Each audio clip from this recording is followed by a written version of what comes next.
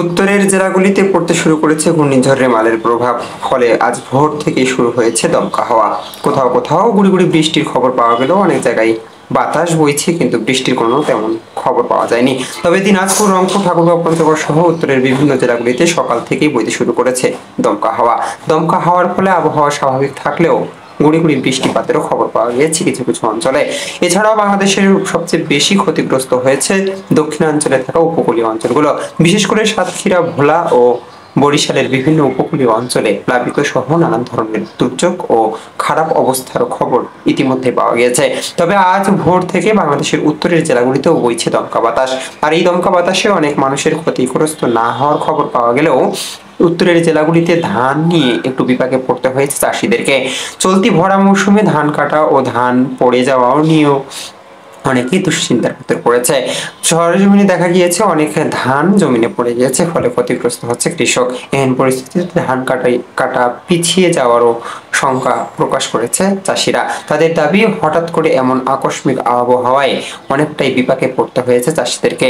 বাংলাদেশের উত্তরের জেলা দিনাজপুর, রংপুর, ঠাকুরগাঁও, পঞ্চগড় সহ বগুড়া এইগুলি জেলাগুলিতে ইতিমধ্যে ধান কাটার মৌসুম চলছে।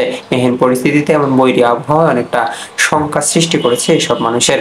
তাই উপরেও অনেকেই দেখা গিয়েছে ধান ঘরে তোলার কাজে অনেকটা ব্যস্ত সময় পার করছে।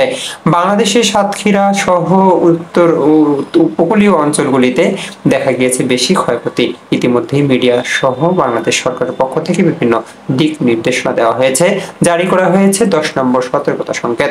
এহেন পরিস্থিতিতে অনেকেই ঘর বাড়ি ছেড়ে বিভিন্ন জায়গায় আশ্রয় নিয়েছে। এতে করে দুর্যোগ ব্যবস্থাপনা কর্তৃপক্ষ সহ দুর্যোগ মন্ত্রণালয়ের উদ্যোগে এসব মানুষকে সহায়তা দেওয়ারও ঘোষণা দেওয়া হয়েছে সরকারের পক্ষ থেকে। বাংলাদেশে গেল কয়েকদিন ধরেই এই রেমালের খবর প্রকাশ করা হয়েছে। বলা হয়েছে অন্যান্য দেশের চেয়ে বাংলাদেশের উপকূলীয় অঞ্চলগুলিতে সবচেয়ে বেশি আঘাত হানার খবরও দিয়েছিল মিডিয়া সহ আবহাওয়া পূর্বাভাস। এরই ধারাবাহিকতায় গেল 25শে মে থেকে শুরু হয়েছে এই বৈরী আবহাওয়া। ফলে বৈরী আবহাওয়া দক্ষিণ অঞ্চল ও উপকূলীয় অঞ্চলে 25শে মে থেকে শুরু হলেও উত্তরের জেলাগুলিতে প্রভাব পড়তে শুরু করেছে আজ ভোর থেকে। ভোর থেকেই বইছে দমকা হাওয়া, কখনো কখনো গুড়ি গুড়ি বৃষ্টি। এহেন পরিস্থিতিতে খেটে খাওয়া মানুষ সহ কৃষক ও কৃষানীদের একটু চিন্তার ভাঁজ সবচেয়ে বেশি লক্ষ্য করা গেছে। কেননা পাকা ধান ঘরে তোলার এই সময়ে এমন বৈরী আবহাওয়া অনেককেই ভাবিয়ে তুলেছে।